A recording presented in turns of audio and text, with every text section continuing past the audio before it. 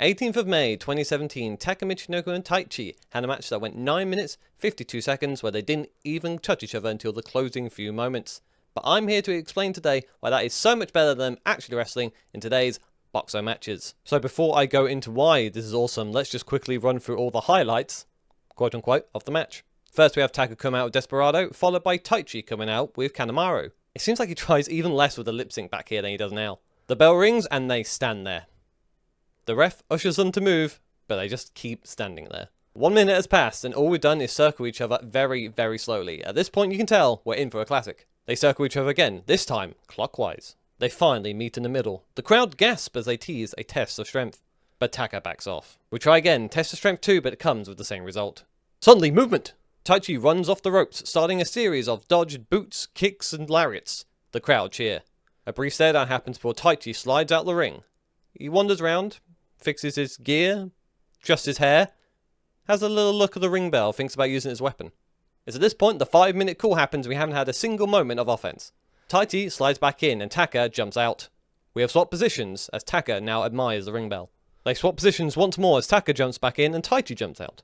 Instead of swapping once more, Taka merely puts his arms behind his back and allows Taichi to get back in. First damage! Taka kicks the ropes into Taichi's Holy Emperor. Taichi levels the playing field by kicking the rope into Taka's Michinoku driver number 2. More teased action now as both men miss lariats, leading Taka to run to an exposed corner, removed while Taka was recovering. Taka slowly gets to his feet, settling his shoulder. Taichi goes for the super kick. Taka dodges and Taichi goes down, clutching his knee. Taka tries to pounce on the down Taichi, but the ref holds him back. Taka screams at Taichi to get back up, which gets a short but definitely noticeable Taka chant. As Taka retreats to the corner in frustration, Taichi pops up to his feet like nothing happened. And then here it is as Taka makes the game-losing play as he charges past the referee that literally does the, must have been the wind. And he goes for a boot on Taichi, gets kicked in the nads, and then ghetto clutched for victory. And then all 4 men get in the ring to fist bump at the end and laugh it all off. Yes, I did just do a total breakdown of a match that consisted of only 2 moves, but why do I love this match so much? Well, mostly just because of how in character both competitors were. Taka and Taichi have been a tag team since 2010, when Suzuki Gun was known as Kojima's army and been glued to the hip ever since. Taka was a veteran cheater at this point, and Taichi his apprentice. He was a particularly loathsome human being, and if you'd only just started watching in the last few years, he was absolutely hated at this point for the lack of wrestling he actually did in his wrestling matches. Taichi go home chants were a staple, not only the matches he was in, but the matches he was ringside too. They did the exact same thing as each other this whole match because Taka taught Taichi everything he knows about rule breaking. And they both didn't really go for much offense because both have the same mindset. Win as easy as possible with as less damage as possible. They both love to cheat, both inside and outside the ring it seems. But them having the battle to see who's the slimiest cheater of them all makes all the sense in the world. This was currently day 2 of the Best of Super Juniors, where they'll be competing in 14 matches over 18 days of both tournaments and tag matches alike. But how do you expect these scumbags to act in this situation? Well, they're going to fight in a way to keep themselves as fresh as possible, and they know their opponent's going to do the exact same thing. These 2 men having a straight out war would not match their personalities at all, and in that way would kind of make this match a lot worse if they did. Yes, if we took this match in a vacuum and it was great, yes, it would be technically better.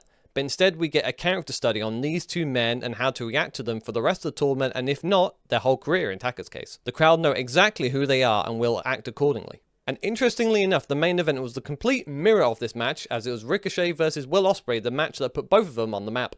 Sure, it was a great match, loved by many, but coming out of it, you tell me, who is Ricochet? What motivates him? And how long did it take Will Ospreay to stop feeling like an action figure, and instead an actual person? And while Taka and Taichi don't get the stars that Will Ospreay and Ricochet did, you can't ask any of these questions about these guys' personalities. And this just might be me, but when I heard Ricochet and Ospreay had an amazing match that everyone's talking about, or Taka and Taichi had a match where they did nothing for 9 minutes and 50 seconds, I immediately sorted out the Taka and Taichi match, and I haven't watched the Will Ospreay and Ricochet match fully yet at all. But all in all, I guess what I'm trying to say is that one scum of the earth got matched up against another, they had the worst match possible, and I think that is great. Take care everyone, see you soon.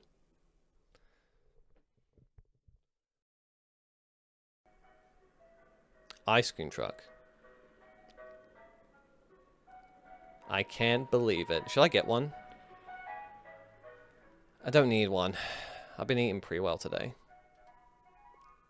Please stop playing. Please stop.